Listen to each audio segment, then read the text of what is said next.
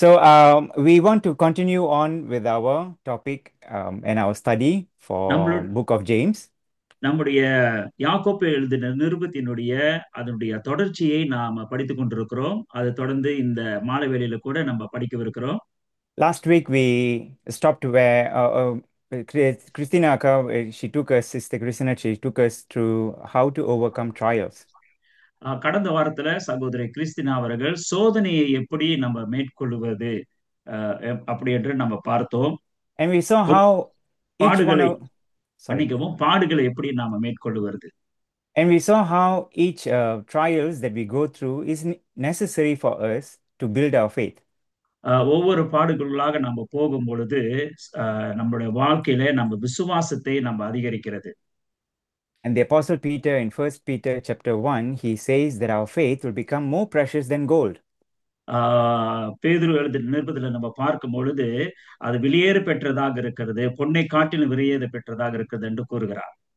And today we want to continue on to see how to overcome temptations. இன்றைக்கு தொடர்ச்சியாக நாம் சோதனைகளை எப்படி மேற்கொள்வது என்று நாம் பார்க்கவிருக்கிறோம். And with that, we want to just read James chapter 1, verses 12 to 18. We want to continue from where we left off last week. So we want to ah, read from verse 12 right to verse 18. கடந்த வாரத்திலே நாம் எது வரைக்கும் நாம் விட்டோமோ அது தொடர்ச்சியாக இந்த மாலை வேளையிலே நாம் படிக்கவிருக்கிறோம். யாக்கோப்பு எழுதின நிருபத்திலே 12வது அதிகார வசனத்திலிருந்து 18வது வசனம் வரைக்கும் வாசிக்கிறதை நம்ம கேட்கலாம். Come, let's listen to the scripture reading. சோதனையை சகிக்கிற மனுஷன் பாக்கியவான். அவன் உத்தமன் என்று விளங்கின பின்பு கர்த்தர் தம்மிடத்தில் அன்பு கூறுகிறவர்களுக்கு வாக்குத்தத்தம் பண்ணின ஜீவ கிரீடத்தை பெறுவான். சோதிக்கப்படுகிற எவனும் நான் தேவனால் சோதிக்கப்படுகிறேன் என்று சொல்லாதிருப்பானாக. தேவன் பொல்லாங்கினால் படுகிறவர் அல்ல, ஒருவனையும் அவர் சோதிக்கிறவரும் அல்ல. அவன் தன் தன் சுய இச்சையினாலே இழுக்கப்பட்டு சிக்குண்டு சோதிக்கப்படுகிறான். பின்பு இச்சையானது கர்ப்பம் தரித்து பாவத்தை பிறப்பிக்கும். பாவம் பூரணமாகும் போது மரணத்தை பிறப்பிக்கும். என் பிரியமான சகோதரரை மோசம் போகாதிருங்கள். நன்மையான எந்த ஈவும் பூரணமான எந்த வரமும் பரத்திலிருந்து உண்டாகி சோதிகளின் பிதாவிடத்திலிருந்து இறங்கி வருகிறது. அவரிடத்தில் யாதொரு மாறுதலும் யாதொரு வேற்றுமையும் நிழலும் இல்லை. அவர் சித்தங்கொண்டு தம்முடைய சிருஷ்டிகளில் நாம் முதல் பலன்களாவதற்கு நம்மை சத்திய வசனத்திலே ஜெனிப்பித்தார். Amen. Let's read that in English. Blessed is the man who remains steadfast under trial, for when he has stood the test, he will receive the crown of life, which God has promised to those who love him. Let no one say when he is tempted, I am being tempted by God, for God cannot tempt with evil, and he himself tempts no one. But each person is tempted when he is lured and enticed by his own desire. Then desire, when it has conceived, gives birth to sin, and sin, when it is fully grown, brings forth death. Do not be deceived, my beloved brothers. Every good gift and perfect gift is from above, coming down from the Father of lights, with whom there is no variation or shadow due to change. Of his own will, he brought us forth by the word of truth, that we should be kind of first fruits of his creatures. Amen. May God bless the reading of the scripture. வசனத்தை வாசித்ததற்கு நன்றி. கர்த்தர் உங்களை ஆசீர்வதிப்பாராக. I would like to have the teaching in just four acronyms, four letters for you to remember. நான் உங்களுக்கு இந்த பாடத்தை போதிக்கும் பொழுது 4 வரிசையாக சொல்லில் இருக்கிற அந்த அடிப்படையில உங்களுக்கு நான் கற்றுக் கொடுக்க விரும்புகிறேன், பேச விரும்புகிறேன். It comes as life in English. ஆங்கிலத்தில் இதை வாழ்க்கை அல்லது ஜீவன் என்று சொல்லப்பட்டிருக்கிறது. And in your student notes, you'll be able to see this. உங்களுக்கு கொடுக்கப்பட்ட அந்த தாளிலே நீங்க பார்க்கலாம், குறிப்பிட்ட அந்த நோட்ஸ்ல நீங்க பார்க்கலாம். So we are going to look into the lure of desire. அதாவது ஆசையின் ஈர்ப்பை குறித்து நம்ம பார்க்க போகிறோம். And then we will look into iniquity's growth. அக்கிரமத்தின் வளர்ச்சியை குறித்து நாம் பார்க்கவிருக்கிறோம். Later, falsehood of Satan. பிறகு சாத்தானின் பொய்யை குறித்து நாம பார்க்க இருக்கிறோம். And we will end it by going through enduring goodness. கடைசியாக நிலைத்திருக்கிற நன்மையை குறித்து நாம் பார்க்க இருக்கிறோம். So let's just start with the first letter, lure of desire. இந்த இடத்துல நம்ம பார்க்கவிருக்கிற இந்த ஆசையின் ஈர்ப்பு என்ற அந்த தலைப்பிலே நம்ம பார்க்கவிருக்கிறோம். So see, God does test us. He will test us. கண்டிப்பாக தேவன் நம்மளுக்கு சோதனைகளை நம்ம அனுமதிப்பார் நம்மளோட வாழ்க்கையில சோதிக்கப்படுகிறதுக்கு. But he doesn't tempt us. ஆனால் அவர் தீமையினாலே நம்மளை சோதிக்கிறது அல்ல. And so God cannot be tempted himself, nor does he tempt his children. அவர் சோதிக்கப்படுகிறதுல அதாவது பிள்ளைகளை அவர் சோதிக்கப்பட விட மாட்டார் என்று சொல்லப்பட்டிருக்கிறது. So we can look at this statement when we read earlier, verse 12 and 13. நம்ம 12-13 வசனத்தில் அடிப்படையில நம்ம பார்க்கும் பொழுது and we see that God doesn't tempt his children. தேவன் அவர்களை சோதிப்பதில்லை என்று சொல்லப்பட்டிருக்கிறது. And where does this come from then? அப்படி என்றால் இது எங்கிருந்து வந்தது அப்படின்னு பார்க்கும் பொழுது it comes from the enemy. இது சத்ருவின் மூலமாக நம்மளுக்கு வந்தது என்று நம்ம பார்க்கிறோம். Satan is the one who tempts. சத்ருவானவன் பிசாசானவன் அவன் சோதிக்கிறவனாக இருக்கிறான்.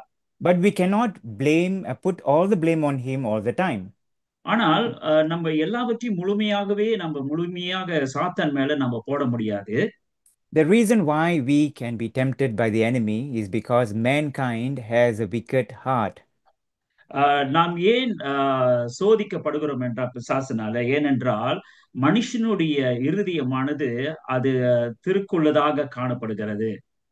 Let's read from Jeremiah chapter 17 verses 9 and 10. Jeremiah 17 17.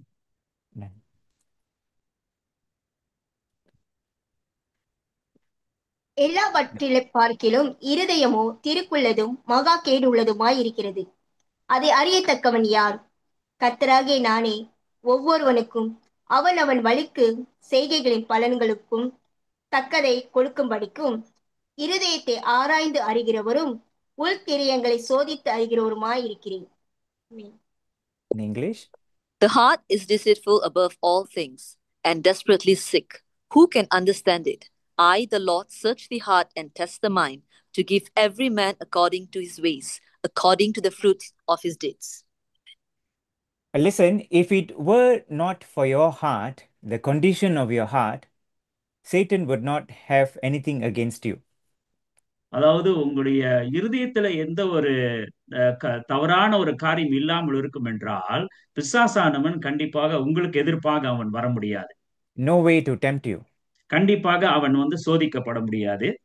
Remember what Jesus said at the Last Supper. அவருடைய ராபோஜனத்து அன்று நம்ம பார்க்கிறோம் அவர் சொன்ன அந்த காரியத்துல. Here he's sitting around his apostles, his disciples. அவர் சீஷர்களோடு அவர் அமர்ந்திருக்கும் பொழுது and then he's talking about how the enemy is coming. இயேசு கிறிஸ்து சீஷர்களை பார்த்து சொல்கிறார் பிசாசானவன் எப்படி வருகிறான் என்று சொல்லியிருக்கிறார். And in John chapter 14 verse 30 he will say that the ruler of this world is coming. அவர் சொல்கிறார் யோவான் 14:30 சொல்லப்பட்டிருக்கிறது உலகத்தின் அதிபதி என்று சொல்கிறார். And then that ruler of the world, he has no claim on me. உலகத்தின் அதிபதி என்னகிட்ட அவன் ஒன்றும் எடுத்துக்கொள்ள ஒன்றும் இல்லை என்று சொல்கிறார். What Jesus is trying to say is there is nothing inside of me that presents a target for the enemy to tempt me.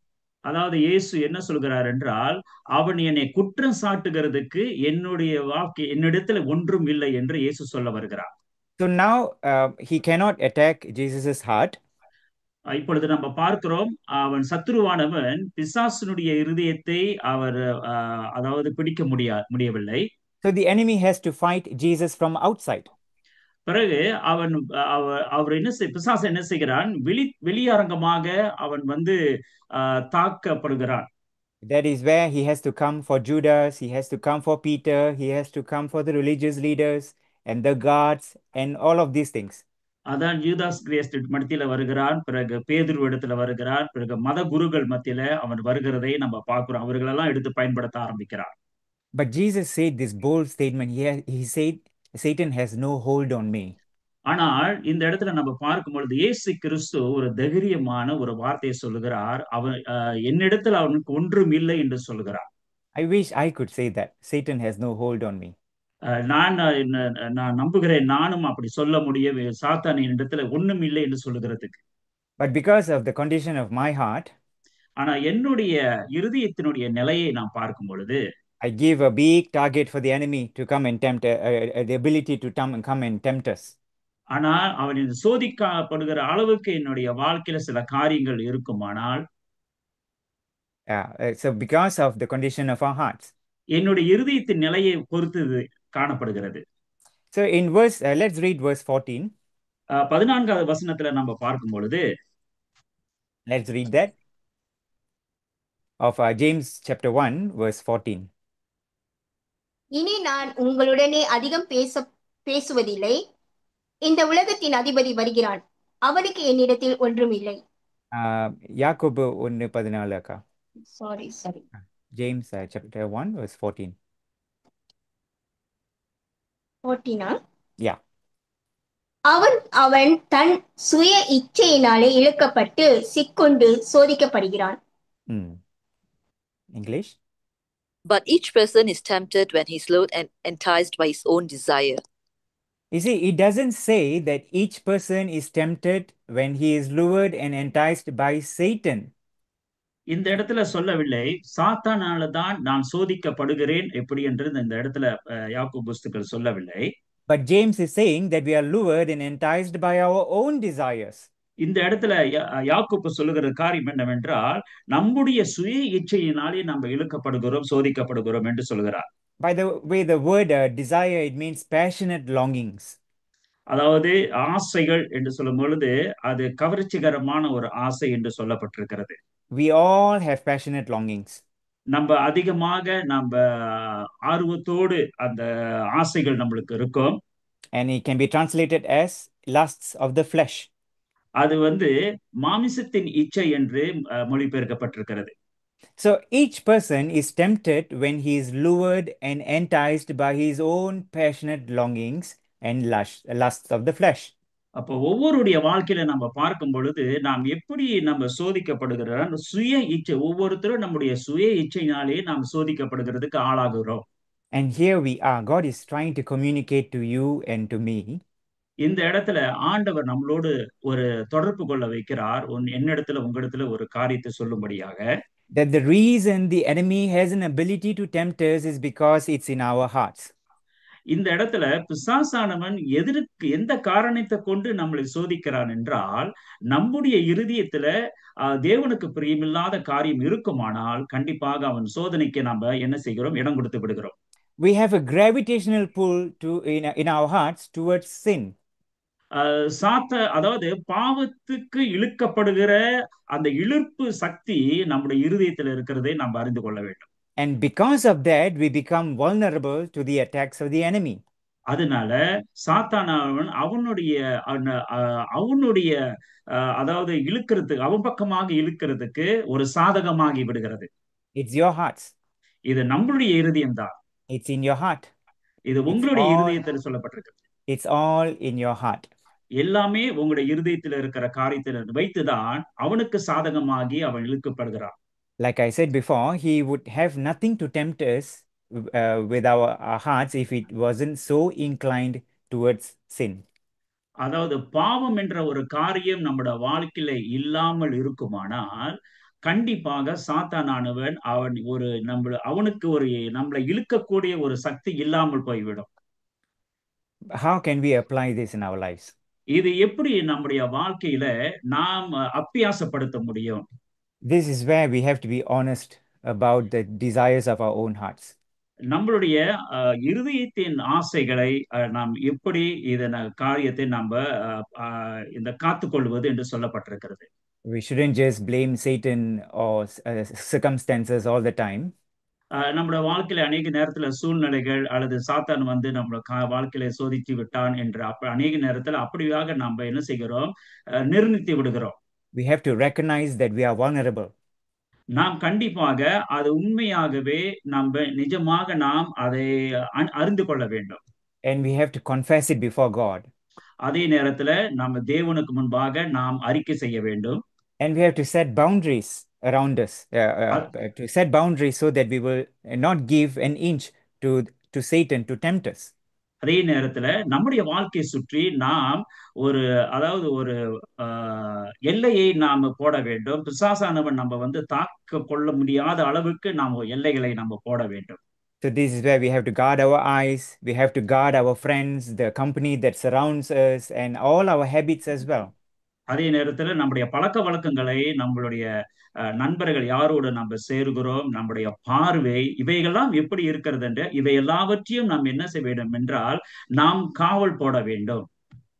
And that is for lure of desire, the இது letter L. இது ஆசையின் இருப்பு என்று சொல்லப்பட்டிருக்கிறது. The second letter I. இரண்டாவது ஐ என்ற இந்த வார்த்தையினுடைய சொல்லினுடைய அர்த்தத்தை நம்ம பார்க்க போகிறோம். We want to look into iniquity's growth. அக்கிரமத்தின் வளர்ச்சி என்று சொல்லப்பட்டிருக்கிறது. Here we will see how desire births sin and sin matures into death. இங்க சொல்லப்பட்டிருக்கிறது இச்சையானது கற்பம் தரித்து பாவத்தை பிறப்பிக்கும், பாவம் பூரணமாகும் போது மரணத்தை பிறப்பிக்கும் என்று சொல்லப்பட்டிருக்கிறது. So here, before we read verse 15, James uses the language of conception and also birth. இந்த இடத்துல கற்பம் தரிக்கிறதும் பிறகு பிறப்பை குறித்து யாக்கோப் என்ன செய்கிறார், ஒரு காரியத்தை வர்ணித்து சொல்லுகிறார். Let's read verse 15 of James 1. 15வது வசனத்துல நாம பார்த்தோம். பின்பு இச்சையானது கற்பம் தரித்து பாவத்தை பிறப்பிக்கும், பாவம் பூரணமாகும் போது மரணத்தை பிறப்பிக்கும். Then desire, when it has conceived, gives birth to sin, and sin, when it is fully grown, brings forth death. Here we see that the process begins with desire.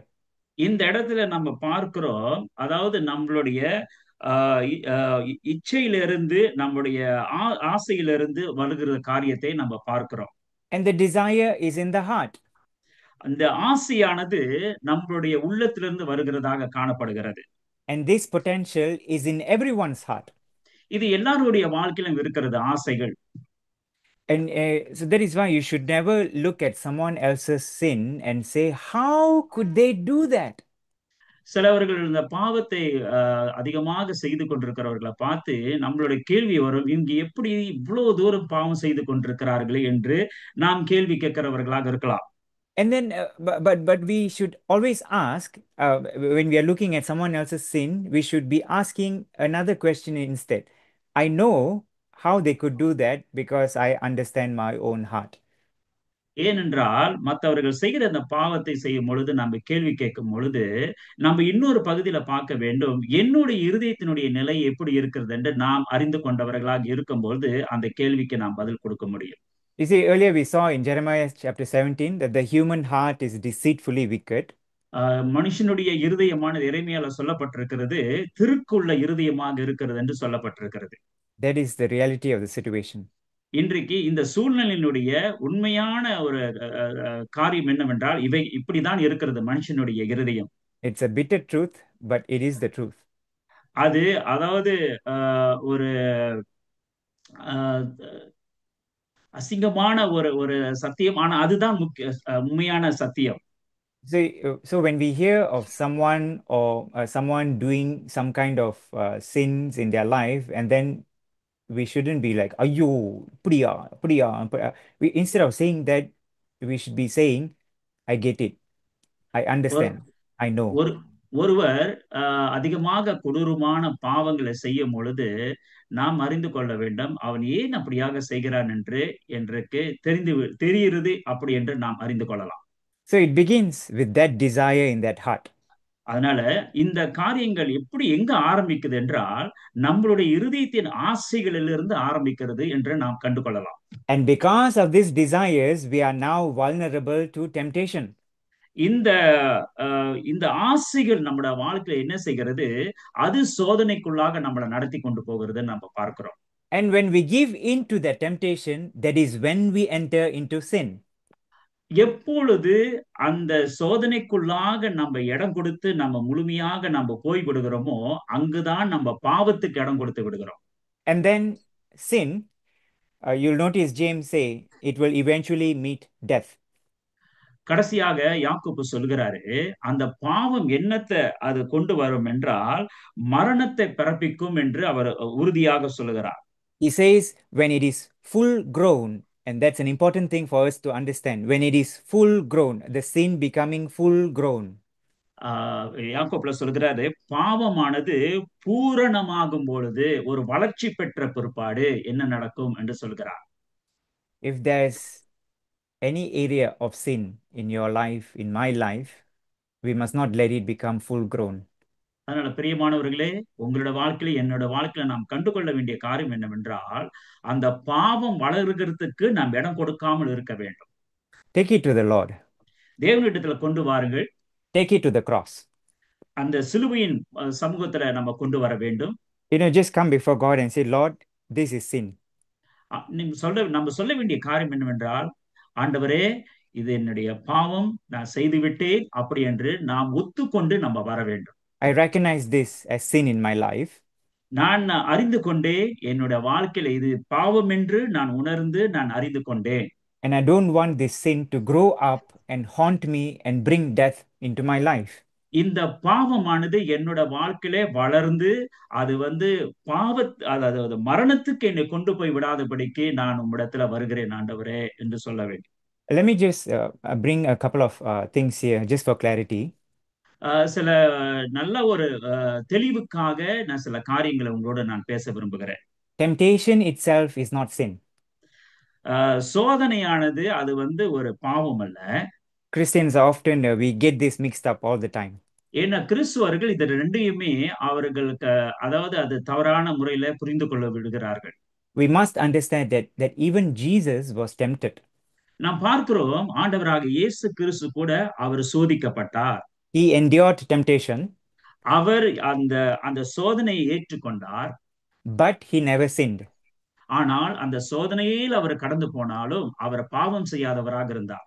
As a role model for us, he is telling us you can endure temptation without sin. அதாவது பாவம் இல்லாமல் நம்மளுடைய வாழ்க்கையில சோதனை அனுசரிக்க முடியும் என்று இந்த இடத்துல அவரே ஒரு முன்மாதிரியாக இருக்கிறதை நாம் கண்டுகொள்ளலாம். It is when we give into that sin that it becomes sin. நாம் எது பாவத்துக்கு நம்ம இடம் கொடுத்து விடுவோம் என்றால் அது பாவமாகவே நம்முடைய வாழ்க்கையில வந்துவிடும். Sorry, let me correct that. It is when you give in to the temptation that becomes sin. அதாவது நீங்க அந்த சோதனைக்கு அந்த தவறான ஒரு சோதனைக்கு நீங்க இடம் கொடுக்கும் பொழுது அது பாவத்துக்கு நம்மளை கொண்டு போய்விடும். So temptation itself is not sin. அதனால சோதனையே மட்டும் ஒரு பாவம் அல்ல. Let's read Hebrews chapter 4 verse 15. எபிரேயர் 4வது அதிகாரம் 15வது வசனம். நம்முடைய பலவீனங்களை குறித்து பரிதபிக்க கூடாத பிரதான ஆசாரியர் நமக்கு இராமல் எல்லா விதத்திலும் நம்மை போல் சோதிக்கப்பட்டும் பாவம் இல்லாதவருமாய் இருக்கிற பிரதான ஆசாரியர் நமக்கு இருக்கிறார். English. For we do not have a high priest who is unable to sympathize with our weaknesses, but one who in every respect has been tempted as we are, yet without sin. Okay, the second thing that I want to emphasize here is the process that James talks about relating sin becoming full grown. இந்த இடத்துல யாக்கோபு சொல்லுகிற ஒரு முக்கியமான காரியம் வலியுறுத்த விரும்புகிறேன் என்னவென்றால் அந்த பாவமானது பூரணமாகும் பொழுது என்று வலியுறுத்துகிறதை நான் சொல்ல விரும்புகிறேன். And once it becomes full grown, it becomes death. அது என்ன செய்கிறது? பாவமானது பூர்மை அடையும் பொழுது அது ஒரு மரணத்தை கொண்டு வருகிறதாக காணப்படுகிறது. Now this word death in the Greek word it can mean a literal death and a metaphorical death. இந்த மரணம் என்ற இந்த வார்த்தையானது கிரேக்க அர்த்தத்துல அது இயற்கையான ஒரு மரணமும் அது ஆவிக்குரிய மரணமாக இருக்கிறது. There are times when God will allow the consequences of sin to enter into a believer's life. சில நேரங்களிலே நம்முடைய வாழ்க்கையில விசுவாசியுடைய வாழ்க்கையிலே ஆண்டவர் இந்த சோதனைகளை அனுமதிப்பார். just so that we understand how serious that sin really is. ஏனென்றால் இந்த பாவமானது எவ்வளவு காரியமும் அது ஒரு வேதனை அளிக்கக்கூடிய காரியமாக இருக்கிறது என்று உணரும்படியாக. You see, so we have the literal death, which is the physical death. அதாவது நம்மளுக்கு இயற்கையான ஒரு மரணம் இருக்கிறது. And then sometimes the sin that we have committed can lead us to physical death. சில நேரத்துல நாம செய்கிற பாவமானது அது சரீர பிரகாரமாக ஒரு இறப்பை கொண்டு வரக்கூடியதாக இருக்கும் என்று நாம் அறிந்து கொள்ள வேண்டும். And God allows that. ஆண்டவர் அதற்கு இடம் கொடுத்து விடுகிறார். Um, I want you to understand one thing. ஒரு காரியத்தை நீங்கள் அறிந்து கொள்ள வேண்டும். This death does not mean it is forever separating you from God's love or your salvation. அதாவது இந்த மரணமானது அதாவது நம்ம நித்தியமாக தேவனுடைய அன்பையும் தேவனுடைய ரட்சிப்பையும் நம்மளை விட்டு விலக வைத்து விடும் என்ற ஒரு காரணம் அல்ல, அர்த்தம் அல்ல. As Christians, we are offered eternal life with Christ Jesus. நம்ம கிறிஸ்துவர்களாக இருக்கிற இயேசு கிறிஸ்து விசுவாசிக்கும் பொழுது once you have declared your allegiance to our Lord Jesus Christ and live as his disciple, we will not experience this death. இப்படிப்பட்ட இயேசு கிறிஸ்துக்கு சீஷனாக இருந்து அவரோட வழியில நடக்கும் பொழுது இந்த மரணத்தை நம்ம சந்திப்பதில்லை. But we all sometimes mess up. ஆனா நம்ம இப்ப என்ன செய்கிறோம், எல்லாத்தையும் நம்ம கலந்து விடுகிறோம். Pastor Ruben goes to prison ministry and he ministers there. நான் சிறைச்சாலை ஊழியத்துக்கு நாம் செல்வது உண்டு.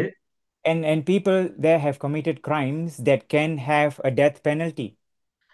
அந்த இடத்துல நம்ம பார்க்கும் பொழுது அந்த சிறைச்சாலையில் இருக்கிறவர்களுக்கு அவர்களுடைய தண்டனை சில நேரத்துல பார்க்கும் பொழுது மரண தண்டனையாக இருந்துவிடும்.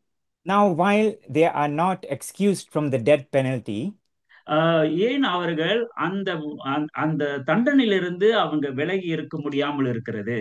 And while in prison, they have genuinely repented from their sins and accepted salvation from Jesus.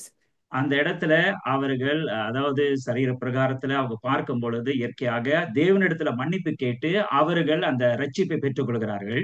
So while God allows that physical death, the death sentence to take place, அப்படி என்றால் தேவன் இந்த மன்னிப்பு பெற்றுவிட்ட பிற்பாடு ஏன் ஆண்டவர் இன்னமும் அந்த மரண தண்டனையை அனுமதிக்கிறார் என்று ஒரு கேள்வி நம்மளுக்கு இருக்கலாம். And while God is allowing that physical death through the death sentence, அந்த தண்டனை நிமித்தம், அதாவது இந்த சிறைச்சாலையினுடைய தண்டனை நிமித்தம் அவர்கள் அந்த மரணத்தை சந்திக்க வேண்டியதாக இருக்கலாம். If that person has genuinely repented, he will be with Jesus Christ. அவர்கள் உண்மையாகவே அந்த சிறைச்சாலை கைதியானவன் அவன் உண்மையிலே மனம் திரும்பினால் அவன் கண்டிப்பாக நித்தியத்துல தேவனுடைய சமூகத்துல இருக்கக்கூடிய ஒரு வாய்ப்புகள் இருக்கும்.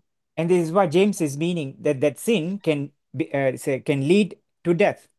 அதனாலதான் யாக்கோப்பு வலியுறுத்துகிறார் என்னவென்றால் பாவமானது அது நம்மளை எங்க கொண்டு போய் சேர்த்து விடுமா, மரணத்துக்கு கொண்டு போய் சேர்த்து விடும் என்று சொல்கிறார். And it can also mean a metaphorical death. அதே போல நம்மளோட வாழ்க்கையில நம்மளுடைய ஆவிக்குரிய காரியத்திலேயே நம்ம ஒரு மரணத்தை நம்ம சந்திக்க முடியும். So this is where we have to understand a bit more. இதுதான் நம்ம இன்னும் அதிகமாக நாம் அறிந்து கொள்ள வேண்டும். The consequences of sin. அது பாவத்தினுடைய விளைவுகளை நாம் அறிந்து கொள்ள முடியும். We can see how sin brings the death of marriages. We see how sin brings the death of relationships between parents and their children. அதாவது இந்த பாவத்தினுடைய விளைவினால வரக்கூடியது என்னவென்றால் திருமணத்தினுடைய பிளவுகள், பிள்ளைகளுடைய வாழ்க்கையில ஒரு பின்மாற்றங்கள், இதையெல்லாம் நம்ம பார்க்கிறோம் பாவத்தினுடைய விளைவினால வரக்கூடிய காரியங்கள் என்று.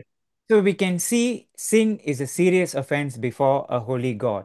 அதனால இந்த பாவமானது தேவனுக்கு முன்பாக வரும்பொழுது அது மிகவும் அது ஒரு தவற, அதாவது ஒரு தண்டனையாக இருக்கிறதுன்னு நம்ம பார்க்கிறோம். How can we apply this into our lives? இது நம்முடைய வாழ்க்கையில எப்படி நம்ம அபியாசப்படுத்த முடியும்? Don't let small sins take root in our lives. நம்முடைய வாழ்க்கையில அது சின்ன பாவமா இருந்தாலும் அது வேரூண்டு இருக்கிறதுக்கு நம்ம இடம் கொடுக்க கூடாது. Cut them off early before they grow. அது வளர்கிறதுக்கு முன்பாகவே அதை நாம் கிள்ளி எறிய வேண்டும். Whether it's bitterness, lust, pride or greed. ஒரு வேளையில நம்மளுக்கு கசப்புகள் இருக்கலாம், நம்மளுக்கு அதாவது தவறான ஆசைகள் இருக்கலாம். இப்படிப்பட்ட காரியத்திலிருந்து நம்மளை விடுவித்துக் கொள்ள வேண்டும். Surrender them at the cross daily. இது எல்லாவற்றையும் அன்றாட வாழ்க்கையில நாம தேவனுடைய சமூகத்துல நாம சரணடைய வேண்டும். See, what you tolerate today may dominate you tomorrow. இன்றைக்கு நம்ம எந்த காரியத்தை சந்திக்கொண்டு இருக்கிறோமோ அதுதான் நாளை தினத்துல நம்மளுக்கு அது என்ன செய்யும், அது நம்மளை ஆளுகை செய்துவிடும். But fear not, worry not. அதனால நீங்கள் பயப்பட வேண்டாம், கவலைப்பட வேண்டாம். We have to remember that we are a new creation in Christ.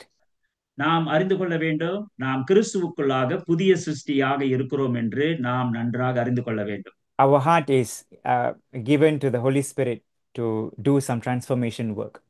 நம்மளுடைய இருதயத்தை பரிசுத்த ஆவியானவருக்கு நம்ம ஒரு மாற்றத்தை நம்ம மாறுகிறதுக்கு நாம் இடம் கொடுக்கிறோம் வேண்டும். So it's a process that daily we have to go through. இது ஒரு செயல்முறையாக இருக்கிறது, அன்றாட வாழ்க்கையிலே நாம் செய்யக்கூடிய ஒரு செயல்முறையாக இருக்கிறது. Let's look at the third letter. மூன்றாவது வார்த்தைகளை நம்ம பார்ப்போம். Under F, falsehood of Satan. இந்த இடத்துல F என்ற இந்த காரியத்தை சாத்தானின் பொய் என்று சொல்லப்பட்டிருக்கிறது. This is where the deceiver sows doubt and denial. இந்த இடத்துல அதாவது வஞ்சிக்கிறவன் என்று சொல்லப்பட்டிருக்கிறது, வஞ்சிக்கிறவன் என்று சொல்லப்பட்டிருக்கிறது. Just because Jesus went to the cross and paid the penalty for your sin and my sin, என்னுடைய பாவத்துக்காக உங்களுடைய பாவத்துக்காக இயேசு கிறிஸ்து சிலுவையை சந்தித்தார். doesn't mean that we can shrug it off and say, yeah, he will forgive me, I can do whatever I want. அதனால பரவாயில்ல, இயேசுதானே என் பாவத்துக்கு மறித்து விட்டாரே, நான் செய்ய வேண்டியதெல்லாம் நான் செய்து விடுகிறேன் அப்படி என்று சொல்லி நம்மள வாழ்க்கையில அப்படி கங்கணம் கட்டி இருக்க கூடாது. Yes, God is in the forgiving business. ஆண்டவர் மன்னிக்கிறவராக இருக்கிறார். But here we see in verse 16, ஆனா 16வது வசனத்துல நம்ம பார்க்கும் பொழுது a warning comes to us. இந்த இடத்துல ஒரு எச்சரிப்பு வருகிறதை நம்ம பார்க்கிறோம். Let's read that, verse 16. 16வது வசனம் என்ன சொல்கிறது? என் பிரியமான சகோதரரே, மோசம் போகாதிருங்கள். Do not be deceived, my beloved brothers. People of God, it is the work of the enemy to bring questions and doubts as it relates to the word of God into our hearts and our minds. பிரியமானவர்களே, பிசாசானவன் அநேக நேரத்துல தேவனுடைய வார்த்தையை முன்னிட்டு சந்தேகங்களையும் கேள்விகளையும் அடிக்கடி நம்முடைய உள்ளத்திலே கொண்டு வருகிறவனாக காணப்படுகிறான். This is when we begin to question whether God really loves us. அப்பொழுதுதான் நம்முடைய வாழ்க்கை என்ன செய்கிறது, அதனாலதான் நம்முடைய வாழ்க்கையில சில கேள்விகள் நம்மளுக்கு வருகிறது. உண்மையாகவே தேவன் என்னை நேசிக்கிறாரா என்ற ஒரு கேள்வி நம்மளுக்குள்ளாக எழும்பி வருகிறது. Whether we are truly saved. உண்மையாகவே நான் ரட்சிக்கப்பட்டு விட்டேனா? Whether we are made righteous. நான் நீதிமானாக இருக்கிறேனா? And so on. தொடர்ந்து நம்ம சொல்லிக்கொண்டே போகலாம். Satan has been doing this from the very beginning. இது சாத்தானானவன் ஆதி தொடக்கத்திலிருந்தே இந்த காரியத்தை அவன் செய்து கொண்டு வருகிறான். We see this happening right in the book of Genesis. இது ஆதியாகமம் புத்தகத்துல தொடக்கத்திலிருந்து நம்ம பார்த்து கொண்டு வருகிறோம். God created this beautiful garden for the man and the woman to live in. ஒரு ஆணும் பெண்ணுமாக அவர்கள் இருவரும் ஒரு அழகான ஒரு தோட்டத்துல இருக்கும்படியாக தேவன் சிருஷ்டித்தார். And he basically said, அந்த இடத்துல அடிப்படையாக சொல்லுகிற காரியம் என்னவென்றால், you can eat it, anything. நீங்கள் எதையும் புசிக்கலாம் என்று சொல்லப்பட்டிருக்கிறது. You can have it now. நீ இப்பொழுது புசிக்கலாம். There is just that one tree. ஆனால் ஒரு மரத்தினுடைய கனியை மட்டும் நீ புசிக்க கூடாது என்று சொல்கிறார். There's one tree in the center of the garden that I'm going to say to you, do not eat it. அந்த தோட்டத்திலே ஒரே ஒரு மரத்தினுடைய கனியை மாத்திரம் நீ புசிக்க கூடாது என்று நான் உனக்கு சொல்லுகிறேன் என்று சொல்கிறார். In fact, don't even touch it. தொடவும் கூடாது என்று சொல்கிறது. And that was that one prohibition that God gave to Adam and Eve. ஒரு காரியத்தை மிருகமாக நம்ம பார்க்கிறோம், ஆதாமுக்கு ஏவாளுக்கும் ஆண்டவர் ஒரு காரியத்தை கூட சொல்லுகிறதை. That is the tree of the knowledge of the good and evil. அது நன்மை தீமை அறியத்தக்கிற ஒரு கனியை குறித்து அந்த இடத்துல சொல்லுகிறதை நம்ம பார்க்கிறோம். But you remember that the serpent came to the woman. ஆனால் அந்த இடத்துல சர்ப்பமானது அந்த ஸ்திரீயின் இடத்துல சொல்லுகிறது. Do you remember how exactly he framed his question related to this one prohibition? இந்த ஒரு காரியத்தின் அடிப்படையை வைத்து எப்படியாக அவன் அந்த காரியத்தை திருப்பி பேசுகிறான் என்று நம்ம பார்த்து கொள்ள முடியும். Let's just recap. We will read Genesis chapter 3 verses 1 through 5. இந்த காரியத்தை நம்ம இன்னும் கொஞ்சம் ஆழமாக பார்ப்போம் என்றால் ஆதியாக 3வது அதிகாரத்துல 1வது வசனத்துல நம்ம பார்க்கலாம். தேவனாகிய கர்த்தர் உண்டாக்கின சகல காட்டு ஜீவன்களை பார்க்கிலும் சர்ப்பமானது தந்திரமுள்ளதாய் இருந்தது.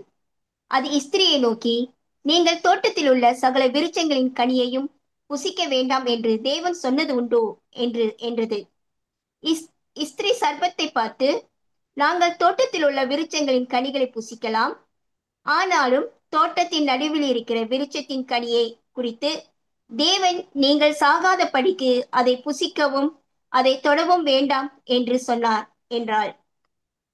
அப்பொழுது சர்ப்பம் ஸ்திரியை நோக்கி, நீங்கள் சாகவே சாவதில்லை, நீங்கள் இதை புசிக்கும் நாளில் உங்கள் கண்கள் திறக்கப்படும் என்றும் நீங்கள் நன்மை தீமை அறிந்து தேவர்களைப் போல் இருப்பீர்கள் என்றும் தேவன் அறிவார் என்றது.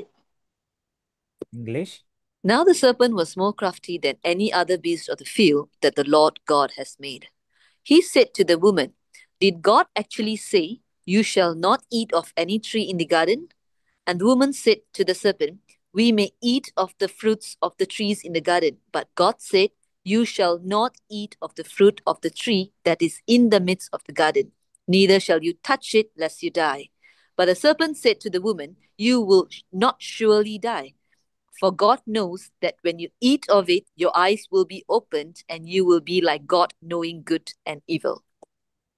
This is a very famous passage related to the first temptation that we see coming into the lives of our forefather. நம்ம முற்பிதாக்கள்ல வாழ்க்கையில இது ஆரம்பத்துல இருந்து இது ரொம்ப புகழ்பெற்ற ஒரு ஒரு சம்பவம். இந்த சம்பவத்தின் அடிப்படையில தான் இந்த பாவம் எப்படி வந்தது என்று அந்த அடிப்படையில நம்ம பார்க்கிறோம். I want you to see what the enemy is doing here, because that's the point of what James is trying to make. யாக்கோப்பு இந்த காரியத்தை இன்னும் ஆழமாக வலியுறுத்துகிறதை இந்த இடத்துல சம்பந்தப்படுத்தி காட்டுகிறதை நம்ம அறிந்து கொள்ள முடியும். James is talking about deception and he's talking about temptation. இந்த இடத்துல வஞ்சகம் என்று சொல்லப்பட்டிருக்கிறது, இந்த இடத்துல சோதனை என்று சொல்லப்பட்டிருக்கிறது. And in Genesis we see that the first MO, the first bullet of Satan is to inject a word of doubt into your heart. இந்த இடத்துல நம்ம பார்க்கும் பொழுது பிசாசானவன் எய்கிற ஒரு கல்லு என்னவென்றால் ஒரு சந்தேகத்துக்குரிய ஒரு கல்லை அவன் இருதயத்துல எய்கிறான் என்று நம்ம பார்க்கிறோம். And this word of doubt is always relating to the words of God and the promises of God. இந்த இந்த சந்தேகமான ஒரு வார்த்தையானது என்ன செய்கிறது, எப்பொழுதுமே தேவன் சொன்ன வார்த்தையை என்ன செய்கிறது, அதை சந்தேகப்படுகிற அளவுக்கு கொண்டு போய் விடுகிறது. Are you sure? Did he really say that? Is that what he meant? உண்மையாக அவர் சொன்னாரா, அந்த அர்த்தத்தில் தான் அவர் சொன்னாரா அப்படி என்ற ஒரு கேள்வி அவனுக்குள்ளாக பிறக்கிறதை நம்ம பார்க்க முடிகிறது. He's just trying a subtle way of coming in and bringing a bit of doubt into your lives. அதாவது மெதுமெதுவாக அவன் எப்படி நுழைய ஆரம்பிக்கிறான் என்றால் சந்தேகத்தோடு ஒரு கேள்விக்குறியோடு அவன் என்ன செய்கிறான், அவன் இருதயத்துக்குள்ளாக வந்து நுழைகிறதை நம்ம காண முடிகிறது. But what he is doing here is he's trying to draw Eve into a conversation, to make a conversation. அப்ப இந்த இடத்துல அதாவது ஒருத்தருக்குள்ளாக பேசிக்கொள்ளுகிற அந்த அடிப்படையில அவன் வருகிறார், இதை நம்ம பார்க்கிறோம். And that's really how he brings her in, to draw her into a conversation and then inject words of doubt. அவன் முதல் அதாவது உரையாடுதலை நம்ம பயன்படுத்தி அவன் என்ன செய்கிறான், எப்படியாவது உரையாடி அவன் உள்ளத்துல வருகிறதை நம்ம பார்க்கிறோம். Once that seed of doubt is planted inside of you, ஒரு தடவை அந்த சந்தேகம் என்ற அந்த விதையானது இருதயத்துல அது பதிக்கப்பட்ட பிற்பாடு he goes on and then he blatantly deny and even contradict what the Lord actually said. அது மறுதலிக்கவும் அதே நேரத்துல தேவனுடைய வார்த்தைக்கு புறம்பாகவும் எதிர்ப்பாகவும் காணப்படுகிற அளவுக்கு செயல்பட ஆரம்பிக்கிறது.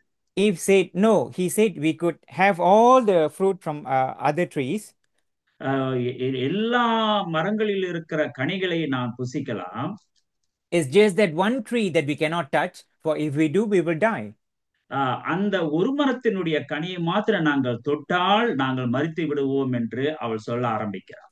And because Satan managed to plant the words of doubt into Eve, and Satan replies, that's not true. பிசாசானவன் ஏவாளுடைய இருதயத்துல அவன் விதைக்கிற அந்த காரியம், சந்தேகமான காரியத்தை விதைக்கிறதுக்கு அவன் என்ன சொல்கிறான், அது உண்மை அல்ல அப்படின்னு அவன் சொல்ல வருகிறான். The moment Eve opened her heart to the doubts that Satan has planted, எப்பொழுது ஏவாள் தன்னுடைய இருதயத்தை சாத்தானுடைய சந்தேகத்தினுடைய வார்த்தைக்கு அவள் இருதயத்தை திறந்து கொடுக்கிறாளோ, Satan can come in forcefully and even tell you a lie, something that God has said. அவன் என்ன செய்கிறான், அவன் தீவிரமாக அவன் ஏவாளுடைய இருதயத்துல வந்து தேவன் சொன்ன காரியத்தை அது அவர் பொய் சொல்லி விட்டார் என்று சொல்லுகிற அளவுக்கு அவன் வஞ்சிக்கிறது என்ன செய்கிறான், செயல்பட ஆரம்பித்தான். And this is where James is warning us, do not be deceived. இந்த இடத்துல தான் யாக்கோப் அவர் சொல்லுகிறார், நீங்கள் வஞ்சிக்கப்படாதீர்கள் என்று சொல்லப்படுகிறது. We need to remember that Satan has been busy deceiving people ever since. அவனுடைய சுபாவமே மற்றவங்களை, பிசாசனுடைய சுபாவமே மற்றவங்களை வஞ்சிக்க வேண்டும் என்றுதான் அவனுடைய சுபாவமாக இருக்கிறது. Imagine a person who just got saved, a new Christian. ஒரு ஒரு ஒரு நம்ம நினைத்துக் கொள்வோம், ஒரு ஒரு விசுவாசி, அதாவது ஒரு ரட்சிக்கப்படாதவர்கள் ரட்சிக்கப்பட்டிருக்கிறார்கள் நம்ம பார்த்து விடுவோம். Full of faith and suddenly fell into sin. அவர்கள் வாழ்க்கையில ரட்சிக்கப்பட்ட பிற்பாடு ஒரு நிறைவான ஒரு விசுவாசத்துல அவர்கள் வளர்ந்து கொண்டு வருவார்கள். ஆனா திடீரென்று பார்க்கும் பொழுது ஒரு பாவத்தில் விழுந்து விடுவார்கள். And then the deceiver comes. பிறகு இந்த வஞ்சிக்கிறவன் வருகிறான். Oh, I thought you were a Christian now. I thought you are not supposed to do all this. Are you really saved? நீ இப்பொழுது கிறிஸ்துவனாகி விட்டியே, நீ இப்பொழுது இந்த மாதிரி எல்லாம் பாவத்தை செய்யக்கூடாதே அப்படின்ற ஒரு ஒரு காரியத்தை போடுவார். See, Satan's goal is to get their eyes off the Savior and into the sinner. அநேக நேரத்துல பிசாசானவன் வஞ்சிக்கிற விதம் எப்படி என்றால், அவன் தேவனை பார்க்க விடாதபடிக்கு நம்மளுடைய பாவத்தை தான் கூர்ந்து பார்க்கிறதுக்கு அவன் என்ன செய்கிறான், வஞ்சகத்தோடு நம்மளை கவனத்தை அங்கு இழுத்து விடுகிறான். But the good news that we have is, ஆனால் நம்மளுக்கு ஒரு நற்செய்தி இருக்கிறது. a perfect example that we have. நம்மளுக்கு ஒரு பூரணமான ஒரு முன்மாதிரி நமக்கு இருக்கிறவர் யார் என்றால், our Lord and Savior Jesus Christ. நம்முடைய இரட்சகராகிய ஆண்டவராகிய இயேசு கிறிஸ்து அவர் பூரணமான ஒரு முன்மாதிரியாக இருக்கிறார். He taught us how to overcome temptations. அவர் நம்மளுக்கு கற்றுக் கொடுக்கிறார் நாம் எப்படி சோதனைகளை மேற்கொள்ள வேண்டும் என்று. Let's read a couple of passage. சில வசனங்களை நாம் வாசிக்க இருக்கிறோம். Luke chapter 4 verses 1 and 2. லூக்கா 4வது அதிகாரம் 1-2 வசனத்தை நாம் பார்ப்போம். இயேசு பரிசுத்த ஆவியினாலே நிறைந்தவராய் யோர்தானை விட்டு திரும்பி ஆவியானவராலே வனாந்தரத்துக்கு கொண்டு போகப்பட்டு 40 நாள் பிசாசினால் சோதிக்கப்பட்டார். அந்த நாட்களில் அவர் ஒன்றும் புசியாதிருந்தார். அந்த நாட்கள் முடிந்த பின்பு அவருக்கு பசி உண்டாயிற்று. English. And Jesus, full of the Holy Spirit, returned from the Jordan and was led by the Holy Spirit in the wilderness for 40 days, being tempted by the devil. And he ate nothing during those days. And when they were ended, he was hungry. Pastor Arnold has taken us through this. We have 3 categories from 1 John chapter 2 verse 16. Pastor Arnold இந்த காரியத்தை 3 பகுதிக்காக அவர் பிரித்து இந்த காரியத்தை நம்மளோடு பேசியிருக்கிறார். The lust of the flesh, the lust of the eyes, and the pride of life. அதாவது ஜீவனத்தின் பெருமை, மாம்சத்தின் இச்சை, கண்களின் இச்சை. Yeah. So Satan doesn't have to appear physically before you to tempt you. அதாவது சாத்தான் அவன் தத்ரூபமாக உங்களுக்கு முன்பாக வந்து நின்று உங்களை சோதிக்கும்படியாக வர அவசியமில்லை. Most of the battle happens right here in our very own minds. நம்மளுடைய யுத்தம் எப்பொழுதும் எங்க நடக்கிறது என்றால் நம்முடைய சிந்தையிலே நம்மளுக்கு நடக்கிறது. So that's why James is trying to give us a warning. அதனாலதான் இந்த இடத்துல யாக்கோப்பு நம்மளுக்கு ஒரு எச்சரிப்பை அவர் கொடுக்கிறதை நாம் அறிந்து கொள்ள முடியும். When Satan saw Eve, he asked the question, did God actually say? சாத்தானானவன் ஏவாளை பார்க்கும் பொழுது தேவன் இதை சொன்னாரா அப்படி என்ற ஒரு கேள்வியை கேட்கிறதை நாம் பார்க்கலாம். And he tried the same battle strategy with our Lord Jesus Christ. அதே காரியத்தை தான், அதே மாதிரி தான் என்ன செய்கிறான் பிசாசானவன் இயேசுவிடத்துல வந்து அந்த காரியத்தை சொல்லுகிறதை நம்ம பார்க்கிறோம். A moment ago, we read Luke chapter 4, சற்று முன்பாக நம்ம லூக்கா 4வது அதிகாரத்தை நம்ம வாசித்தோம். and we saw how Jesus was tempted by Satan. சாத்தான் மூலியமாக இயேசு எப்படி சோதிக்கப்பட்டார் என்று அந்த வசனத்துல குறிப்பிட்டிருக்கிறதை நம்ம பார்த்தோம். And he always starts with a question to sow seeds of doubt. எப்பொழுதும் பிசாசானவன் ஒரு கேள்வியோடு தான் அவன் என்ன செய்கிறான், இந்த இந்த காரிய சோதனைக்குள்ளாக கொண்டு வருகிறான். The Bible records three temptations that Jesus went through. இயேசு கிறிஸ்து 3 விதமான சோதனைகளை கடந்து போனார் என்று இந்த இடத்துல குறிப்பிடப்பட்டிருக்கிறது வேதத்துல. And here Satan will ask, if you are the Son of God. நீர் தேவனுடைய குமாரனா இருப்பீர் என்றால். And then he asks again, if you worship me, it will be yours. நீர் என்னை பணிந்து கொண்டால் இது எல்லாமே உனக்கு கிடைத்து விடும் என்று பிசாசானவன் சொல்லுகிறதை நம்ம பார்க்கிறோம். And the third temptation that was recorded, he asks again with a question, if you are the Son of God. மூன்றாவது காரியம் சோதனை என்னவென்றால், இயேசுவுக்கு வந்த சோதனை, நீ தேவ குமாரனா இருப்பாய் என்றால். So here Jesus is trying to teach us a formula. இந்த இடத்துல ஒரு கோட்பாடை ஆண்டவர் என்ன செய்கிறார், இந்த இடத்துல கற்றுக் கொடுக்கிறார். He encounters each and every seeds of doubts by telling, it is written, it is written, it is said. எல்லாவற்றையும் ஆண்டவர் என்ன செய்கிறார், அந்த சந்தேகத்தை வார்த்தை மூலியமாக சொல்லப்படுகிறார். அவர் இது எழுதப்பட்டிருக்கிறது, இது எழுதப்பட்டிருக்கிறது என்று சொல்லி வார்த்தையினால அவர் இது செய்ய இருக்கிறது என்று அவர் இந்த காரியத்தை ஜெயித்தவராக இருந்தார். So people of God, let's remember that God do not tempt us with evil. அதனால பிரியமானவர்களே, தேவன் நம்ம தீமையினால நம்ம சோதிக்கிறவர் அல்ல. So we have to always understand the condition of our hearts. அப்போ அதனால எப்பொழுதும் நம்முடைய இருதயத்தினுடைய நிலையை நாம் நன்றாக அறிந்து கொள்ள வேண்டும். And we have to also understand the strategy that the devil always use. அதே நேரத்துல பிசாசானவன் என்னென்ன தந்திரங்களை வைத்திருக்கிறான் என்று அதையும் நாம் அறிந்து கொள்ள வேண்டும். And how do we apply this into our lives? இது எப்படி நம்முடைய வாழ்க்கையிலே நாம் அபியாசப்படுத்த முடியும்? When we go through moments of doubts in our lives, நம்முடைய வாழ்க்கையில் அநேக சந்தேகங்கள் எழும்பி வரும் பொழுது, you counter lies with scripture. நாம் என்ன செய்ய வேண்டும், வார்த்தையின் அடிப்படையிலே நம்ம போக வேண்டும். Just as how Jesus did in the wilderness.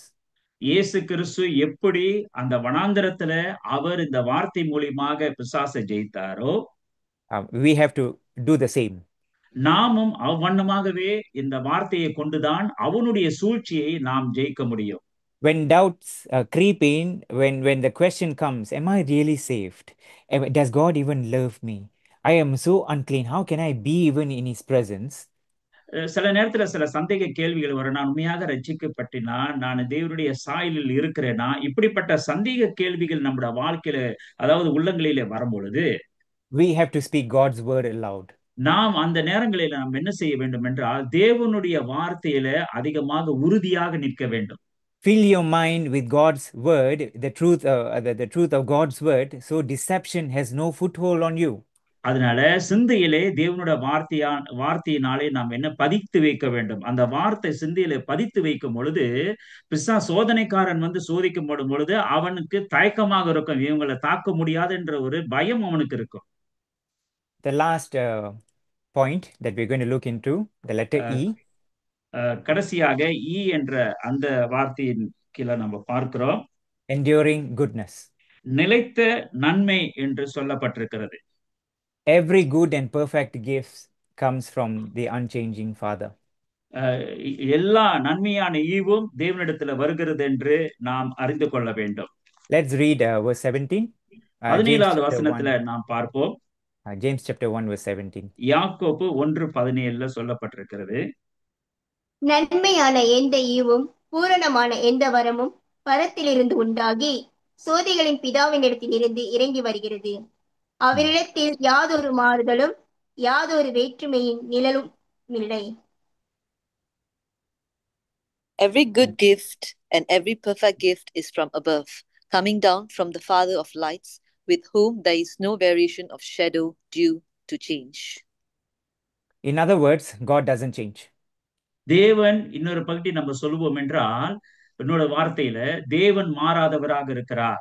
He doesn't go from good to bad in your life.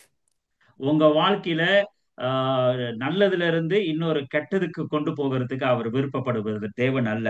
The scripture says that the perfect and the good comes from God. அதனால வேத வசனம் சொல்லுகிறது, நன்மையுமான பூர்ணமான எந்த ஈவும் தேவனிடத்துல வருகிறது, நன்மையானதும் பூர்ணமானதும் என்று சொல்லப்பட்டிருக்கிறது. Last week we saw how trials come our way to make us grow up.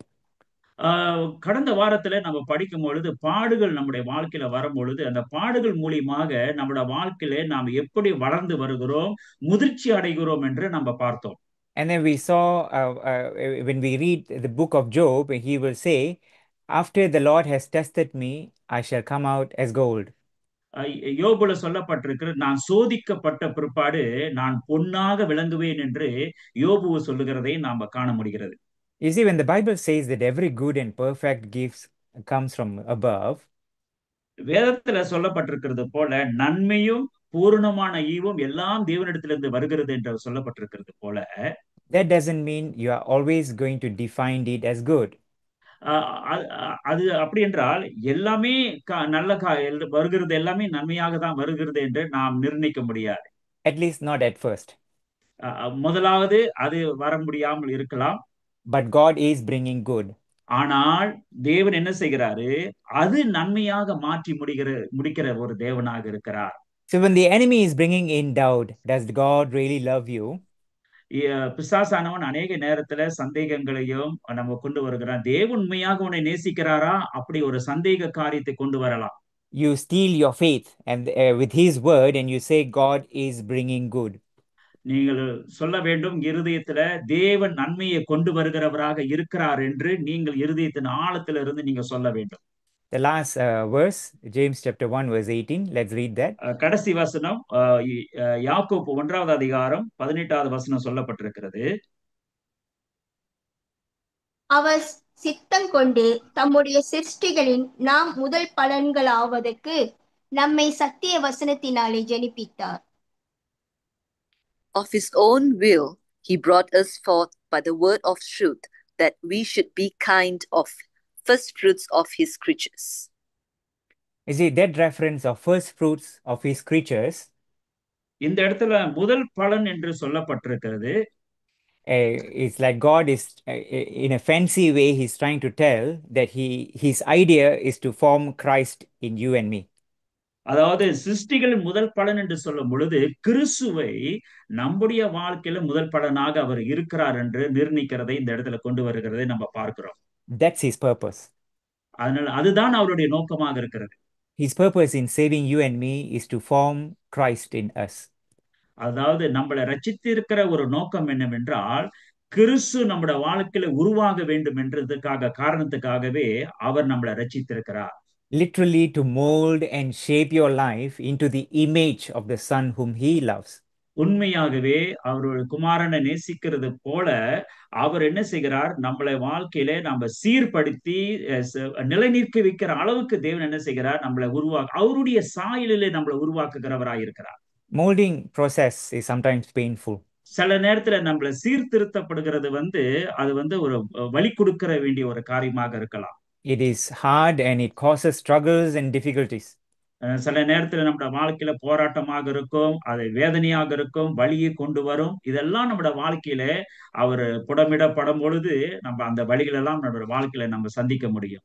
But as long as we put our trust in him, ஆனால் நம்முடைய வாழ்க்கையிலே நம்முடைய விசுவாசத்தை நம்பிக்கையும் அவர் மேல உறுதியாக நம்ம வைத்துக் கொண்டு இருப்போம் என்றால், we know good is coming. கண்டிப்பாக நாம் அறிந்து கொள்ள முடியும், நன்மையும் பூர்ணமான நல்ல ஈவும் அவரிடத்துல வரவும் என்று நாம் அறிந்து கொள்ளலாம். That's right. It is good and perfect.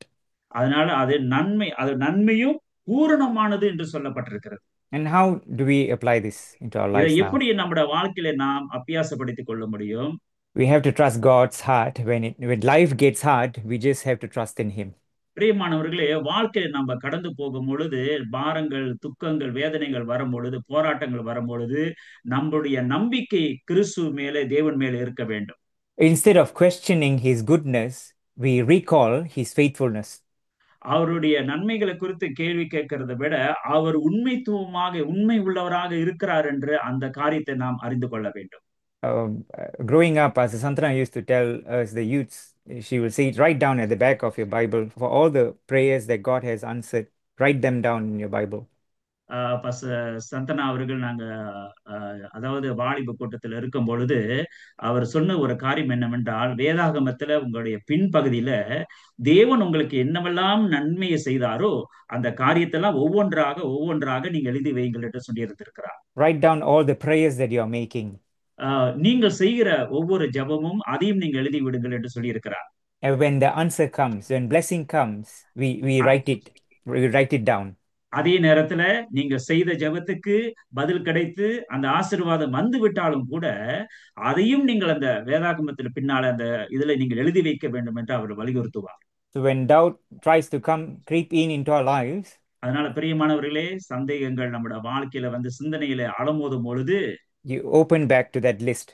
நீங்க என்ன செய்ய வேண்டும் என்றால், நீங்க எழுதி வைத்தீங்கல்ல அந்த வேதாகமத்துல பின்னால பகுதியில நீங்க எழுதி வைத்ததை நீங்க பார்க்க வேண்டும். Gratitude keeps your focus on the giver, not on the struggle. நன்றி சொல்லுகிறது என்னவென்றால், தேவன் செய்த நன்மைகளை எண்ணி நம்ம பார்த்து கொண்டே இருக்க வேண்டும். So this is where we are going to close now. இப்பொழுது நாம் முடிக்கவிருக்கிறோம்.